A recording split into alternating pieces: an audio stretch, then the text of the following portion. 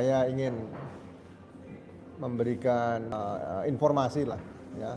Bukan saya lebih pintar nggak, karena saya lebih dulu membaca saja. Jadi beberapa waktu yang lalu sempat dalam Rakyat Bersuara, saya sangat prihatin, ya, sangat sedih mendengar apa yang disampaikan oleh para penasihat hukum dari Pak Jokowi, ya. Di situ ada Eli Daneti, ya.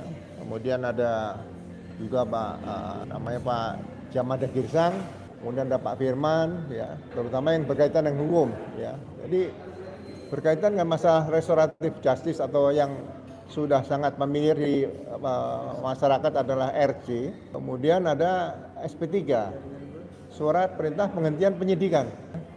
Saya yang telah berkecimpung di bidang reserse dan bertugas di kepolisian selama 30 tahun 2 bulan, ya. Ini masa transisi, ya, antara hukum acara pidana berdasarkan Undang-Undang Nomor 8 Tahun 1981 dan ada hukum acara pidana berdasarkan Undang-Undang Nomor 20 Tahun 2025. Ya. Nah, berkaitan dengan restoratif justice, apa sih artinya RJ itu? Atau restoratif justice adalah pemulihan keadaan. Jadi penegakan hukum yang tidak selalu berorientasi pada pemidanaan. Ini mencoba mencari terobosan sehingga tidak semua perkara dalam peristiwa pidana itu dibawa maju ke pengadilan. Ini sudah diterbitkan sebelum ada hukum acara pidana yang baru tadi, nomor 20 tahun 2025, itu Kepolisian Republik Indonesia, ya, waktu dipimpin oleh Pak Listio Sigit ini, Jenderal Listio Sigit, telah menerbitkan peraturan kepolisian nomor 8 tahun 2021, yaitu penyidikan tidak pidana berkaitan dengan keadilan restoratif atau restoratif justice.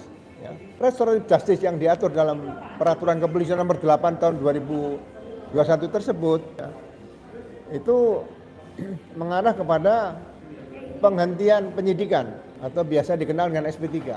Tapi SP3 yang tertulis dalam peraturan kepolisian ini itu berbeda dengan SP3 yang diatur dalam KUHP atau hukum acara pidana yang baru, ya. Kalau surat perintah penghentian penyidikan dalam KUHP yang lama yang digunakan untuk RJ menurut peraturan kepolisian nomor 8 tahun 2021, itu SP3-nya berdasarkan demi hukum, ya kan? Nah, demi hukum ini kalau menurut hukum acara pidana yang lama nomor 8 tahun 81 pasal 109 KUHP yang lama adalah yang pertama, perkara tersebut bukan tidak pidana. Yang kedua, tidak cukup bukti, atau yang ketiga, demi hukum. Nah, demi hukum ini ada tiga kriteria. Yang pertama adalah kedaluarsa, kemudian tersangka meninggal dunia, yang ketiga adalah nabis in idem, ya, peristiwa tersebut pernah mendapat keputusan hukum yang tetap, sudah, ya. Nah, kalau dalam RJ yang berdasarkan peraturan kepolisian nomor 8 tahun 2021, RJ-nya harus ditindaklanjuti dengan surat perintah penghentian penyidikan atau SP3. SP3-nya hanya berdasarkan demi hukum. Nah, kalau demi hukum kan ada kriteria tadi, apa meninggal dunia, tidak cukup bukti atau bukan tidak pidana, ya. Berarti kalau misalnya ada RJ berdasarkan peraturan kepolisian nomor 8 tahun 2021 dan Undang-Undang nomor 8 tahun 81, itu masih ada ruang untuk digugat pra-peradilan. Siapa yang menggugat pra-peradilan? Biasanya yang menggugat pra-peradilan adalah pelapor. Tapi kalau sudah ada RJ, berarti kan pelapor tidak menggugat pra-peradilan, terlapor juga tidak menggugat pra-peradilan. Nah, salah satu yang dapat menggugat kesempatan di sini adalah pihak jaksa penuntut umum bisa menggugat pra-peradilan tentang SP3 tadi. Jadi kalau mereka, para penasihat hukum tadi mengatakan, dari penasihat hukum Pak Jokowi, ya, mengatakan bahwa ini menggunakan KUHP yang lama, Undang-Undang 8 tahun 81 dan Perpol nomor 8 tahun 2021, berarti SP3-nya dalam rangka RJ tadi masih banyak celah yang bisa diterobos untuk mendapatkan kepastian hukum, ya. Jadi memaksakan di undang-undang yang lama, KUHP yang lama dan Perpol yang nomor 8 tahun 2021 itu masih banyak celahnya untuk bisa ditembus, ya, digugat kembali. Tapi menurut Undang-Undang Hukum Acara Pidana yang baru, Undang-Undang nomor 20 tahun 2025, ya kan, di pasal 24, ya kan, itu tentang penghentian penyidikan. Dalam penghentian penyidikan, menurut hukum acara pidana yang baru itu ada 10 kriteria yang bisa memenuhi penghentian penyidikan atau SP3. Salah satu yang disebutkan dalam penghentian penyidikan tadi adalah butir nomor H, yaitu restoratif justice. Nah, restoratif justice kalau berdasarkan hukum acara pidana yang baru ini sangat kuat sekali, tidak akan ada yang bisa menggugat kembali di pra-peradilan. Kenapa? Karena pada saat restoratif justice ini dilaksanakan menurut hukum acara pidana yang baru, ya kan, itu harus berdasarkan pasal 79, 80, 81, 82, 83, dan 84 hukum acara pidana yang baru. Yaitu adanya beberapa kesepakatan yang harus dipenuhi antara kedua belah pihak, ya. Dilaksanakan selama 7 hari, dan kesepakatan itu disampaikan kepada penyidik oleh terlapor. Setelah disampaikan kepada penyidik akan mengundang semua pihak, baik terlapor, semua terlapor, pelapor, kemudian penyidik, penasihat hukum situ hadir membuat kesepakatan dalam waktu 7 hari.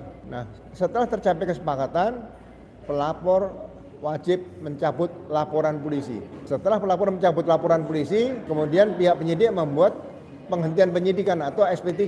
Dan SP3 ini dalam tempo 3 hari diberitakan kepada jaksa penuntut umum dan dimintakan penetapan pengadilan. Jadi RJ berdasarkan hukum acara pidana yang baru ini bisa dicek di pengadilan ke panitera. Pak, apakah ada penetapan RJ yang diajukan oleh laporan polisi yang telah dicabut oleh Pak Jokowi? Ini bisa dicek di pengadilan. Kalau tidak ada, berarti RJ tersebut tidak sah. Sehingga kalau ini RJ ini memang benar-benar sah sesuai dengan hukum acara pidana yang baru tadi pasal 79 sampai dengan 84 KUHP, dan sudah diberitahu ke jaksa dan sudah dimintakan penetapan pengadilan, ini tidak bisa digugat ke pra-peradilan.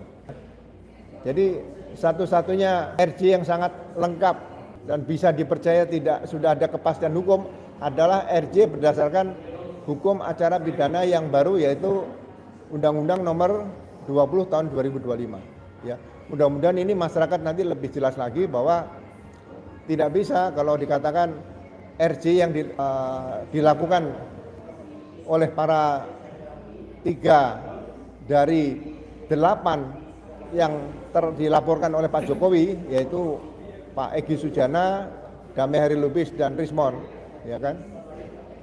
Itu kemudian pelapornya adalah Pak Jokowi dan kawan-kawannya 3 orang, ya. Itu berdasarkan KUHP lama, menurut saya sangat aneh sekali.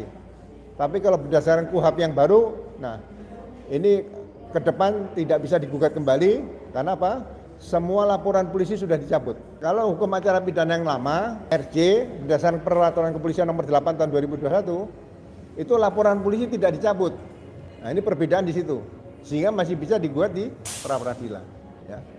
Tapi memang sulit karena sudah SP3. Kalau SP3 biasanya tidak bisa maju sidang pengadilan. Yang bisa gugat kalau KUHP yang lama berkaitan dengan SP3 itu hanya jaksa penuntut umum. Pelapor dan terlapor tidak bisa menggugat lagi karena sudah sepakat di situ. Ya. Ya, jadi ini hal-hal seperti ini jangan sampai yang sampaikan sama saudari Eli Daneti bahwa saya menyampaikan hal-hal yang tidak benar seperti itu. Saya selalu menyampaikan apa yang benar-benar secara eksplisit itu tertuang dalam undang-undang, dan saya tidak pernah menganalogikan seperti itu.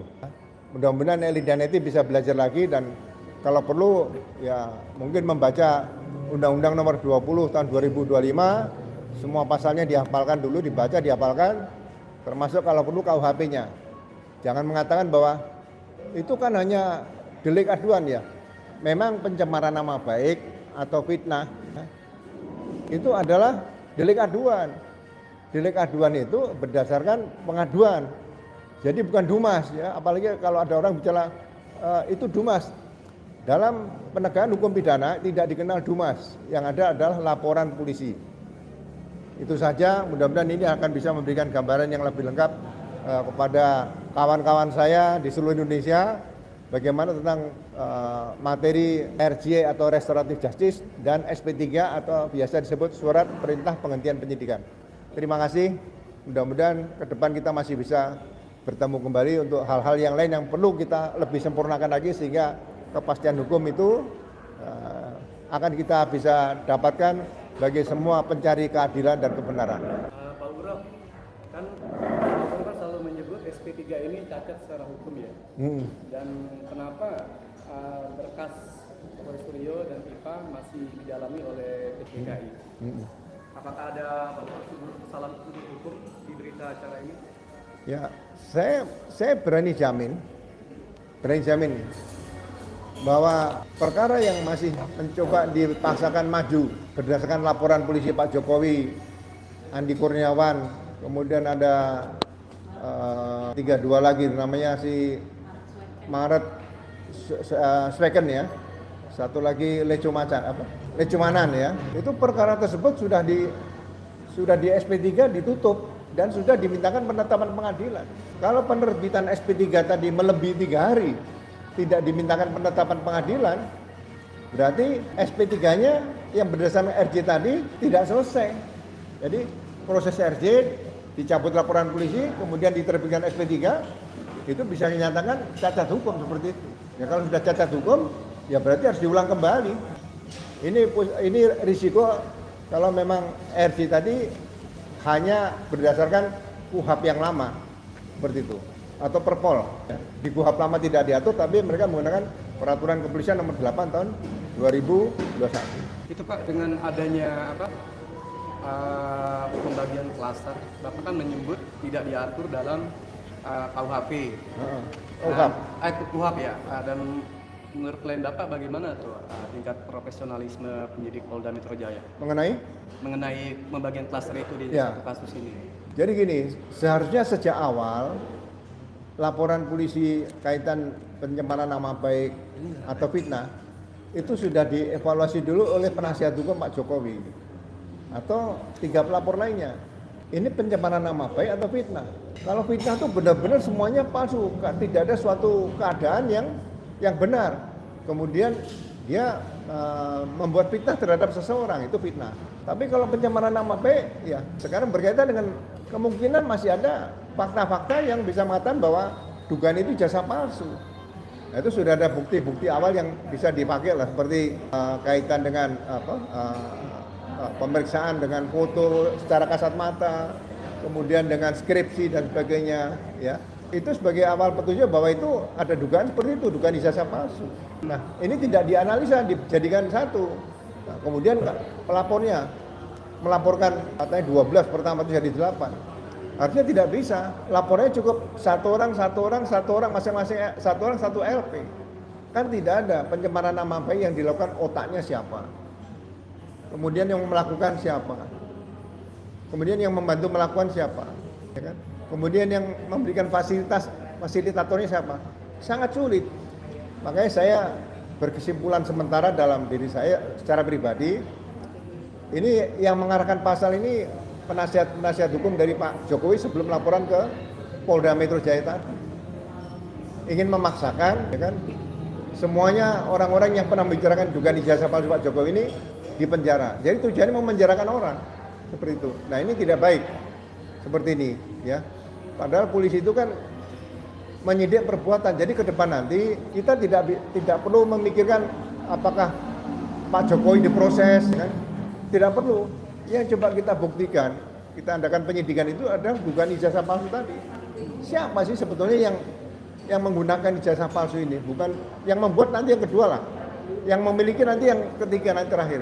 Ya, karena beliau sebagai pernah jadi presiden, kita upayakan siapa yang otak yang punya inisiatif menggunakan ijazah palsu ini. Yang pertama untuk menjadi wali kota Solo 2 kali, 2005-2010, kemudian menjadi gubernur DKI pada tahun 2012, dan dari calon presiden 2014 dan 2019. Ini otaknya siapa? Ini yang harusnya dibongkar yang menggunakan tadi, ya kan? Nah, kalau sudah terbukti, nanti terserah apakah akan maju ke pidana. Kalau terbukti pidananya, apakah nanti tetap akan maju ke pengadilan atau cukup dengan undang-undang kejaksaan. yaitu deponering oleh jaksa. Tapi terbukti dulu pidananya seperti itu. Ya. Oh. Ada pertanyaan lagi Bang ya? Soal apa hukum yang masuk jalan apa ya tadi ya? Terus belum ngerti. Pembiaran. Tadi satu ya mengenai klaster itu tidak dikenal dalam hukum Iya, acara dalam pidana hukum dan pidana hukum pidana tidak nggak ada, dikenal. nggak ada. Istilah klaster itu. Biasanya kalau satu peristiwa pidana dilakukan lebih dari satu orang, itu ada pasal namanya penyertaan di situ. Makanya di KUHP selalu ada buku ke-1. Buku ke-1 itu harusnya dibaca, dipelajari, tidak ada kata-kata klaster, tidak ada seperti itu. Apa Bang ya? Kemarin itu kalau berarti bisa dikatakan kasus polemik ijazah ini tersangkanya itu harus dihentikan dalam penyidikan ya Pak? Ya dari awal sebetulnya kalaupun akan maju ke sidang itu yang pasti ditanya ini pencemaran nama baik dalam rangka apa? Ya kan? Dugaan ijazah palsu. Jadi persoalan dugaan ijazah palsu ini ya saya berharap Polri bisa segera menyelesaikan dugaan ijazah palsu tadi ini. Jangan berpikir menahan orang dulu lah. Menahan orang, kemudian mencekal orang tidak keluar negeri dan sebagainya, nggak usah lah. Dugaan ijazah palsu saja. Karena ini penting ke depan nanti, jangan sampai terjadi lagi dalam setiap pemilu, pemilihan presiden, pemilihan kepala daerah atau pemilihan legislatif selalu terjadi hal-hal seperti ini lagi. Ya. Ini sebagai kunci demokrasi yang sehat nanti ke depan bagi Indonesia lah. Dan korbannya udah cukup banyak kan, ada Bambang Tri, Gus Nur, ya. Mungkin penyidik yang tidak nurut arahan dari pihak Pak Jokowi juga banyak yang tidak naik pangkat, tidak dapat jabatan dan sebagainya. Ya kasihan mereka. Ya ini harus segera dihentikan ya. Kembali polisi sebagai alat negara, sebagai pelindung, pengayom, pelayan masyarakat, pemelihara Kamtimas dan penegak hukum yang benar-benar sesuai dengan amanat Undang-Undang Nomor 2 Tahun 2002 tentang Kepolisian Negara Republik Indonesia. Kalau seperti agak sedikit bergeser Pak, berarti ini kalau kemarin sempat ada isu reformasi Polri, kira-kira memang animo masyarakat juga bisa dikatakan relevan lah dalam artian sejalan dengan seolah-olah penegakan hukum ini memang perlu direformasi gitu Polri. Iya, jadi reformasi kan lebih banyak terlihat dan dirasakan oleh masyarakat di bidang pelayanan. Pelayanan banyak, pelayanan masyarakat nih. Ada kegiatan patroli yang dilakukan oleh Sabara misalnya kecepatan mendatangi tempat kejadian perkara kalau itu ada laporan masyarakat, misalnya kecelakaan lalu lintas dan sebagainya. Kemudian bagaimana membuat laporan di kantor polisi diduga ada dugaan peristiwa pidana, ya, seperti itu. Bila perlu mungkin nanti diciptakan laporan polisi online. Dan saya berharap mungkin setelah saya jadi masyarakat sekarang setelah purnawira ya, saya berharap ya mungkin laporan polisi ini menjadi suatu profesi yang sangat menonjol bagi setiap perwira di Polri. Jadi kalau gini, seseorang tinggal di kampung yang jauh dari kantor polisi, tapi di situ ada tetangganya perwira, itu bisa membuat laporan polisi online, nggak usah datang ke kantor polisi. Nah ini bagian salah satu reformasi nanti di bidang pelayanan masyarakat bisa diciptakan seperti itu. Kemudian di bidang penegakan hukum, ya mungkin harus dipelajari kembali bagaimana kalau dalam suatu peristiwa itu ada dugaan tentang tidak pidana umum dan tidak pidana khusus. Apakah bisa digabung, ya seperti kasus yang pelaporan Pak Jokowi dan kawan-kawan ini. Kan itu ada KUHP tidak pidana umumnya, pencemaran nama baik dan fitnah. Ada undang-undang ITE. Nah, seharusnya menangani siapa nih? Harusnya kan sesuai dengan KUHP yang lama pasal 63 itu tadi, ya harusnya ditangani dalam tidak pidana khususnya, bukan tidak pidana umumnya seperti itu. Pak ada apa sih berapa teman juga ya seperjuangan yang dia paham gitu lah ya. Jadi untuk penerapan pasal undang-undang ITE itu tidak bisa disidik melalui reskrimum, artinya melalui cyber. Ya. Gimana menurut Bapak? Nah, sekarang undang-undang ITE sebenarnya untuk apa? Ya. Kalau hanya berkaitan dengan penyebaran melalui media online, ya itu kan sangat mudah kalau memang itu harus dipenyidikan lah. Tidak orang diduga melakukan pelanggaran undang-undang ITE, tinggalnya misalnya di daerah NTB, kemudian dilaporkan di Barreskrim, nggak perlu. Saya selalu mengingatkan bahwa pasal 3 Undang-Undang Kepolisian Nomor 2 Tahun 2000, fungsi pemerintah di bidang kepolisian itu diemban oleh Kepolisian Negara Republik Indonesia yang dibantu oleh pertama kepolisian khusus, yang kedua penyidik pejabat pegawai negeri sipil PPNS, yang ketiga Pam Swakarsa. Nah ini amanat undang-undang ini harus dilaksanakan. Jadi dalam penyidikan kaitan undang-undang ITE ya, yang masih sifatnya ringan, cukup diserahkan PPNS Komdigi saja. Jadi Polri nanti penyidikan kaitan undang-undang ITE tadi misalnya pembobolan bank, ya, kemudian mengganggu perekonomian negara, itu tugasnya polisi yang cukup berat di situ.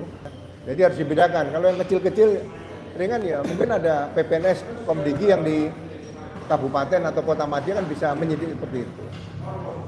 Kan memang kita sangat bukan takut ya dengan jebakan pasal undang-undang ITE gitu, karena kan kita penikmat sosial media lah ya, dari ada TikTok dan kadang-kadang kan ada kalimat-kalimat mengolok-olok, padahal itu candaan gitu Bapak, candaan ya. Saya kasih gambaran itu. Nah, saya mau tahu batasannya sampai mana sih pasal undang-undang ITE itu bisa diterapkan? Ya kalau pasal-pasal ITE yang mungkin ada berkaitan dengan kehidupan sehari-hari, Ya. cukup dengan RJ saja, tapi penyidiknya cukup PPNS. Minta petunjuk Polri kan, Iya. di situ. Dilaksanakan situ ada konflik, kemudian saling mengatakan yang tidak bagus, ya kan? Ada di daerah misalnya Blora gitu aja. Ya. Kenapa Blora? Ya kan banyak jenderal dari Blora juga sekarang gitu. Ya. Nah itu diselesaikan di situ. Dipanggil dua-duanya, cukup dengan RJ.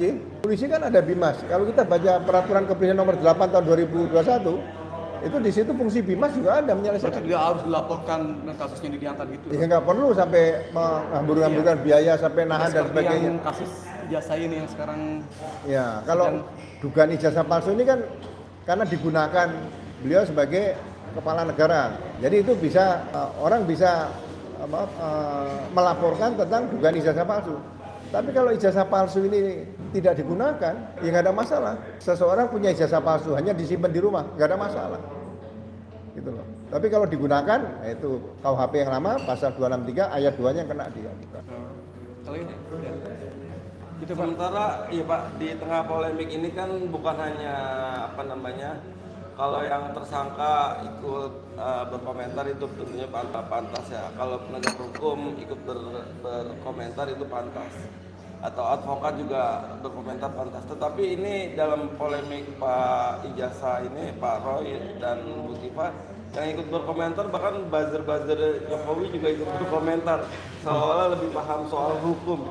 Ini gimana sih Pak? Apa itu nanti akan berpengaruh dengan arah penyidikan atau berpengaruh dengan untuk membentuk opini publiknya? Menimbulkan Ya, itu seperti apa Pak? Ya, anggota Polri kan sekolah.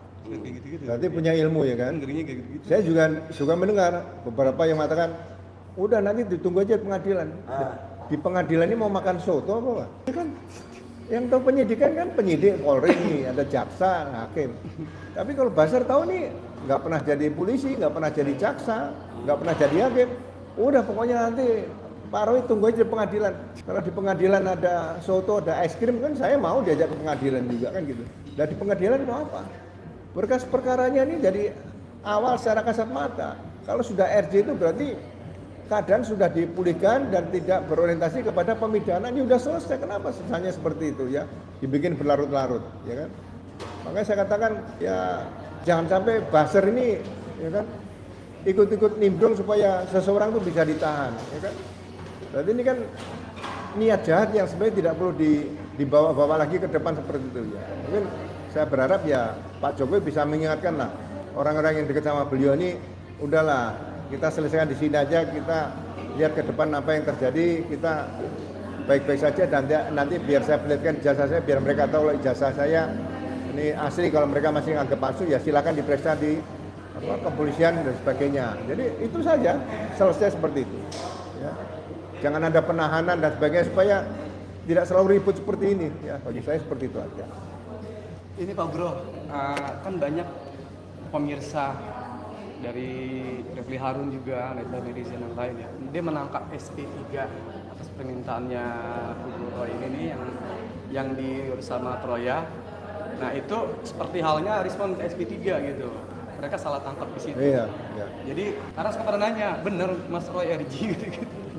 Bener. Jadi ketika meluncurkan kemauannya kasus ini dihentikan seperti itu coba bisa dijelaskan nggak secara rinci? Iya. Iya, makanya SP3 yang dimaksud itu. ya, sejak terbitnya restoratif justice antara Pak Jokowi dengan Egy Sujana dan Damai Rupin Rismon, ya kan?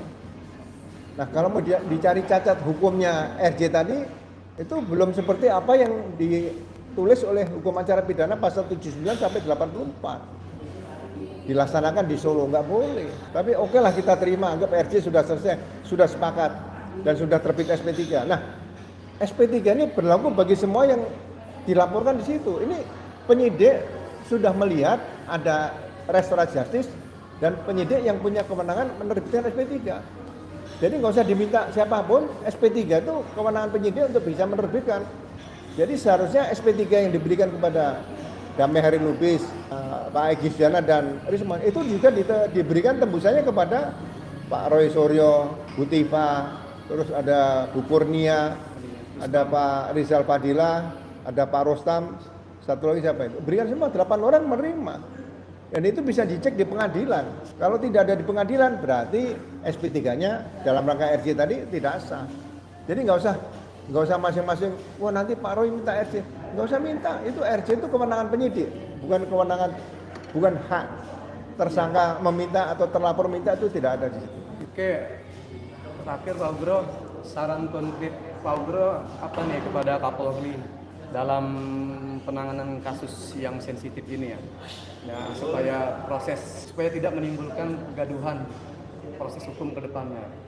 Ya, saya berharap ya masalah pencemaran nama baik dan fitnah seperti pelaporan Pak Jokowi dan kawan-kawan tadi sudah terbit SP3, berarti kasus sudah ditutup selesai, ya kan? Nah, sekarang tentang penggunaan dugaan ijazah palsu, kan ini ada hasil sidang KIP oleh Pak Bonatua dan Bon Jovi ya, itu ada. Nah, ini harus diberikan jawaban yang ada kepastian hukumnya. Saya rasa penyidikannya nggak terlalu lama ini, nggak terlalu lama bagi saya. Kalau saya melihat, ya cukup dilihat masuk kuliah tahun berapa, ada harian kedaulatan rakyat, temannya siapa saja, KKN di mana, dosennya siapa, dugaan tanda tangannya yang ada di ijazah tadi, ini bisa dibuktikan semua. Jadi tidak tersulit. Nah, kalau memang itu sudah bisa dibuktikan, ya kan? Ya sudah, kemudian cukup bukti misalnya pidana, kirim ke jaksa. Nah, saya berharap ini juga tidak sampai ke sidang. Cukup jaksa setelah terbukti tidak pidana bisa disampaikan namanya deponering. Itu di Undang-Undang Kejaksaan diatur seperti itu.